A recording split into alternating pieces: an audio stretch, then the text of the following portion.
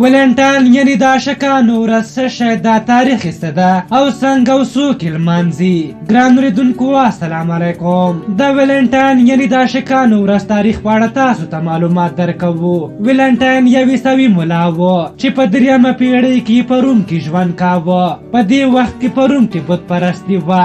خلکو به په فبروري یعنی د میلادي کال 2مه میاشت بله 11 څخه تر 15 تاریخ پورې جشن کاوه. په دې جشن کې به د ځوانانو هلکانو نومونه ولیکل شول او بیا به یې په یوې ټوکرۍ کې واچول. پیغلو به له هغو نومونو یو یو راخیست. په هغه کې به چې د کوم هلک نوم لیکل شوی و نو دې پیغلې به یو کال د هغه هلک سره تېراوه چې یو کال بعد به بیا هم دې جشن کې راټولېدل او بل نوم به انتخاباوه. په دې وخت کې عیسوي ملا ولنټاین د دې کار مخالفت وکړ او خلک یې واده ته تشویقول. هغه د ډېرو جوړو نکاح وتړلې. هغه وخت روم یوه قوي امپراتوري درلوده چې دوهم کولډس امپراتور و.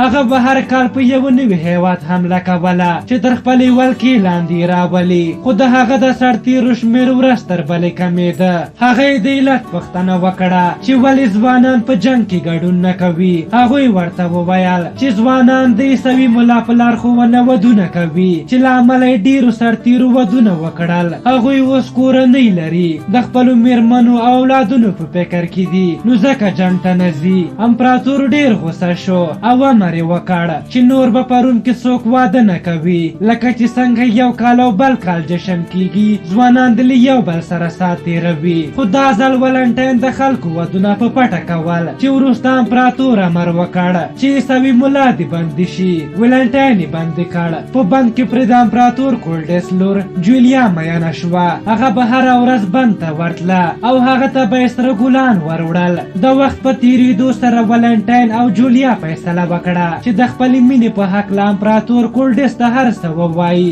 خو کله چې امپراتور په دې اړه خبر شو نو ولنټاین ته یې وویل چې هغه باید د عیسویت دین پرېږدي او بت پرستي اختیار کړي. خو ولنټاین ونه منله. نو په دې سره کولډس غوسه شو او ولنټاین یې وواژه. تر مرګ مخکې ولنټاین یو لیک لیکلی و چې د لیک په آخر کې لیکلي و دا ولنټاین تر دې واقعې ډېر وخت وروسته د کلیسا یو شمېر ملایان سره راغونډ شول او تصمیم یې ونیوه چې باید د فبروري 14مه د ولنټاین په نوم شي او عاشقان باید د ولنټاین لاره تعقیب کړي او واده ته ترجیح ورکړي. په هر حال تاسو د دغې موضوع په هکله څه نظر لرئ؟ خپل نظرونه هم راته په کومنټ کې ولیکئ. که زموږ ویډیو مو خوښه شوې وي ضروري لایک کړئ. تر بلې ویډیو مو په لوی او بخښونکي خدای سپارم. د الله په امان.